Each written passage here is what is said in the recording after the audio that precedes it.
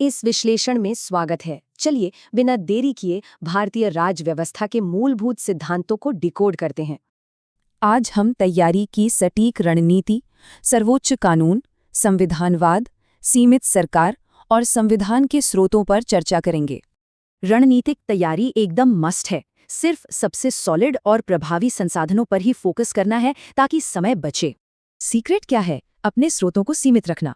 फालतू की रिसर्च या भटकाव से 100% बचना ही होगा। बेसिक्स के लिए पिछले साल के पेपर्स, 11वीं की एनसीईआरटी और करंट अफेयर्स को स्टैटिक सिलेबस से जोड़ना जरूरी है। अब थ्योरी पर आते हैं। संविधान कोई आम नियम नहीं बल्कि देश का सबसे सर्वोच्च और मौलिक कानून है। यही संविधान हमारी राजनीतिक संरचना तय करता है और विधायिका, कार्यपालिका तथा न्यायपालिका की शक्तियों को एकदम क्लियरली बांटता है। जरा सोचिए, अगर कोई संसदीय कानून अनुच्छेद 19 से टकराता है तो वो तुरंत असंवैधानिक और शून्य हो जाएगा।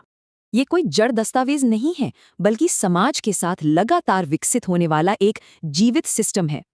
यहीं से संविधानवाद आता है। ये सिद्धांत सरकार की शक्तियों पर लगाम लगाता है ताकि कोई मनमानी न कर सके। भारत में इसे कैसे लागू करते हैं? एक मजबूत लिखित संविधान और बिल्कुल स्वतंत्र न्यायपालिका के जरिए। सीमित सरकार ये पक्का करती है कि राज्य कभी भी अपनी पावर का मनमाना और अनियंत्रित इस्तेमाल ना कर सके। सुप्रीम कोर्ट ने रामेश्वर प्रसाद बनाम भारत संघ के ऐतिहासिक केस में इस सिद्धांत पर पक्की मुहर लगाई थी। कोर्ट का साफ कहना था कि एक हेल्दी डेमोक्रेसी चलाने के लिए ये कॉन्सेप्ट्स बिल्कुल संजीवनी जैसे जरूरी हैं। अब इसके स्रोतों को देखें। यह बहुत दिलचस्प है कि संविधान का लगभग 75% हिस्सा पूरी तरह स्वदेशी है।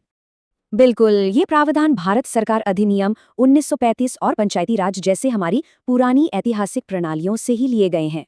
इन सीमाओं को समझना बेहद क्रूशियल है। जरा सोचिए, ये फ्रेमवर्क भविष्य के संवैधानिक फैसलों को कैसे आकार देगा।